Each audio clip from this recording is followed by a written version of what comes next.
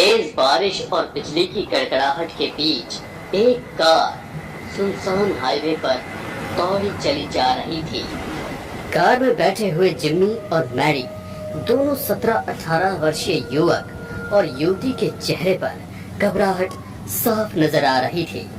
रात के अंधेरे में सड़क पर दूर दूर तक इंसान का कोई नामो निशान नहीं था। सड़क के दोनों किनारे झाड़ियां किसी परछाई के होने का एहसास करा रही थी।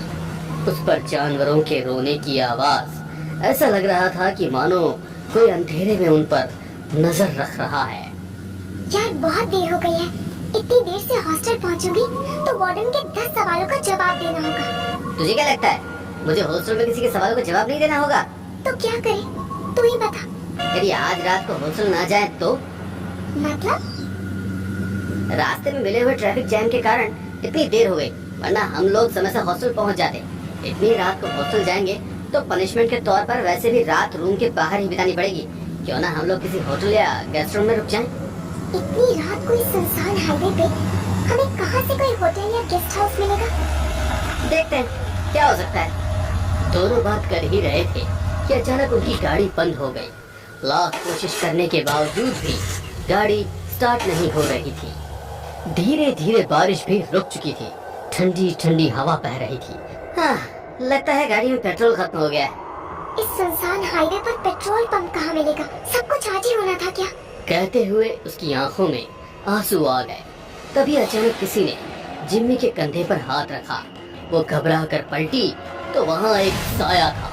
उसे देख उसकी चीख निकल गई। मैडी ने देखा तो अंधेरे में उसे कुछ नजर नहीं आया।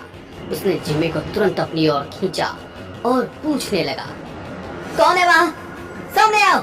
मैडी आसपास किसी को ढूंढने की तलाश कर ही रहा था कि पीछे से किसी ने आवाज दी, जिम्मी इधर आओ। एक पल को तो दोनों को अपना वहम लगा, मगर फिर आंखों ही आंखों में इशारा कर ये कंफर्म किया कि दोनों ने ही आवाज को सुन लिया है। दोनों जिस तरफ से आवाज आई थी उस ओर देखने लगे। अंधेरे में दोनों को कुछ नजर नहीं आ रहा था। तभी एक परछाई बाहर निकल कर आई। उस काली परछाई पर सिर्फ लाल आंखें नजर आ रही थी। दोनों डर कर पीछे हटने लगे और भागते हुए कार के पास आ गए। तभी जिम्मी की निगाह सामने एक घर पर पड़ी। उसने इशारे से मैडी को बताया। दोनों ने राहत की सांस ली और लगा मानो टूटते को तिनके का सहारा मिल गया हो। दोनों सड़क के बीचों बीच खड़े चारों तरफ देख रहे थे। जब कोई भी नजर नहीं आया तो भागते हुए उस घर के करीब पहुंच गए। दरवाजे पर पहुंचकर जब दस्तक दी तो दरवाजा अपने आप खुल गया। घर में पूरा अंधेरा हो रखा था। दोनों ने हैरानी से एक दूसरे की ओर देखा। लगता है ये घर बंद है, इसलिए यहाँ अंधेरा है। कोई बात नहीं, जैसे तैसे यहाँ पर रात गुजार लेते हैं, उसके बाद सुबह सोचेंगे कि हमें क्या करना है। मगर इस तरह बंद घर में रात गुजारना शायद खतरनाक होगा। बाहर जंगली जानवरों का शिकार बनने से तो अच्छा है कि रात इस खंडर में ही बिता दें। कहते हुए मैडी ने अपने मोबाइल की लाइट चालू की। कम रोशनी में कुछ भी साफ नजर नहीं आ रहा था। दोनों एक दूसरे का हाथ थामे धीरे धीरे आगे बढ़ रहे थे। घर में झिंगुरों की आवाज आ रही थी। कमरे के बीचों बीच दाखिल हुए ही थे कि बहुत ही भयावह आवाज आने लगी और ढेर सारे चमगादड़ उनके सिर पर से उड़ते हुए निकल गए। जिम्मी ने डरते हुए मैडी का हाथ जोर से पकड़ लिया। रिलैक्स यार, जंगल के बीच में घर है, इसीलिए अंधेरे में चमगादड़ रहते हैं। हमारे मोबाइल की रोशनी से जाग गए होंगे। चुपचाप कहीं जगह देखकर बैठ जाते हैं। दोनों कमरे के बीचों बीच लगी कुर्सी तक पहुंचे। मैडी ने उस पर रखी चादर को हटाया और उस पर जिम्मी को बिठाया। तभी मोबाइल की रोशनी बंद हो गई। ओह गॉड डैम इट, इसकी बैटरी को भी अभी जाना था। तुम यहीं पर बैठो, मैं कुछ और रोशनी का साधन देखता हूँ। कहते हुए मैडी कमरे में आगे की तरफ बढ़ने लगा। अचानक एक तेज हवा का झोंका आया और ऐसा लगा मानो किसी ने मैडी को धक्का दिया हो। उस धक्के के कारण मैडी गिर गया। उसकी चीख सुनकर जिम्मी अपनी जगह से खड़ी होने लगी तो ऐसा लगा कि किसी ने उसका हाथ पकड़ लिया हो। उसे अपने हाथों पर दबाव महसूस हो रहा था। गिर जाने के कारण मैडी के सिर पर चोट आ गई थी, वहां से खून बह रहा था। वो अपने हाथों से अपने सिर को पकड़कर धीरे से उठा और जिम्मी को आवाज देने लगा। जिम्मी, हमें यहाँ से निकलना होगा, जल्दी करो, मेरे साथ चलो। मैं हिल भी नहीं पा रही हूँ, किसी ने मेरा हाथ पकड़ रखा है। जिम्मी बोल ही रही थी कि उसने देखा कि उसके हाथों से खून निकल रहा था। उसने हिम्मत करके झटके से अपने हाथ को छुड़ाया और मैडी के हाथ को पकड़कर दरवाजे की तरफ भागने लगी। मगर तभी घर में रोशनी हो गई। दोनों रोशनी में उस घर को देख रहे थे। वहाँ पर जगह जगह इंसानी कंकाल पड़े हुए थे। कुछ लाश जो समय के साथ गल चुकी थी, उनमें कीड़े पड़े हुए थे। अचानक सारी लाश उठी और धीरे धीरे उनकी ओर बढ़ने लगी। दोनों बाहर जाने के बजाय घर के अंदर भागने लगे। भागते हुए सीढ़ी के सहारे दूसरे माले पर आ गए थे। उन्होंने पलट के देखा तो पीछे कोई भी नहीं था। दोनों हैरान थे कि ये सब क्या हो रहा है। ये कैसी भूल भुलैया है? क्या ये कोई छलावा? पहले तो यहाँ पर लाशों का ढेर था, अब यहाँ पर कुछ भी नहीं है।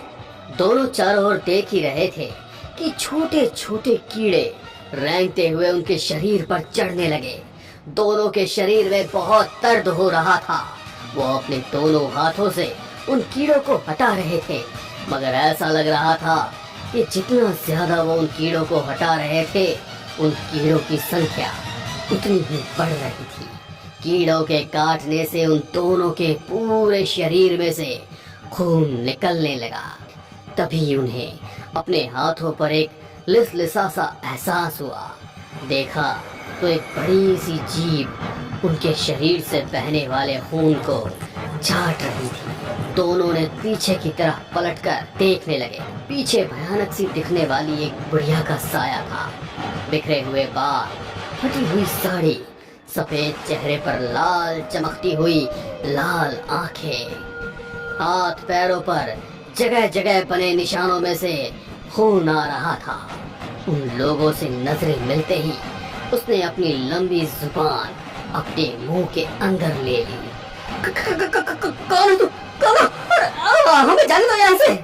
उसकी बात सुनकर साया जोर जोर से हंसने लगा।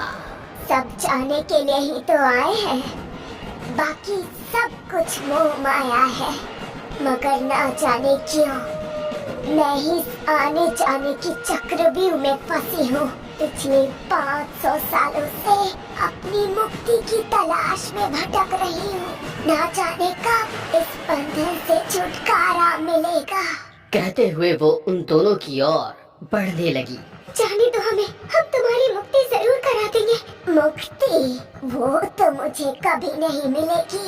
मैं यूं ही कई जन्मों तक भटकती रहूंगी। आखिर तुम जैसे भटकते हुए राहगीरों को कोई तो रास्ता दिखाने वाला होना चाहिए। कहते हुए वो जोर जोर से हंसने लगी। उसे खुद में व्यस्त देख मैडी जिमी का हाथ पकड़कर भागने लगा। जैसे ही वो सीढ़ियों पर पहुंचा, सीढ़ियां एक्सीलेटर की तरह खुद ब खुद ऊपर की ओर आ रही थी। मैडी और जिमी दोनों उन सीढ़ियों पर फंस गए। उन दोनों की हालत देखकर साया अभी भी हंस रहा था। अचानक हंसते हंसते वो रुका और उसने अपने दोनों हाथ मुंह पर उठाए और मैडी और जिमी दोनों हवा में लटक गए। कुछ देर ऐसे ही हवा में लटके रहने के बाद साये ने उन दोनों को झटके से जमीन पर पटक दिया।